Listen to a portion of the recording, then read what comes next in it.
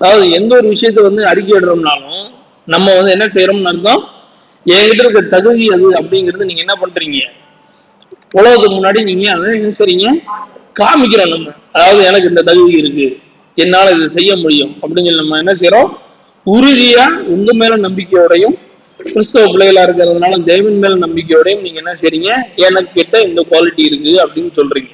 இந்த சொன்ன நிமிஷத்துல என்ன நடக்கும் அப்படின்னு சொல்லி கேட்டீங்க அப்படின்னா, சாத்தான் என்ன பண்ணுவான்னா, உனக்கு அந்த குவாலிட்டி எந்த அளவுக்கு இருக்கு அப்படின்னு பாக்குறக்காண்டி என்ன பண்ணுவான், உங்களை பிரச்சனைக்குள்ள உட்படுத்துவான்.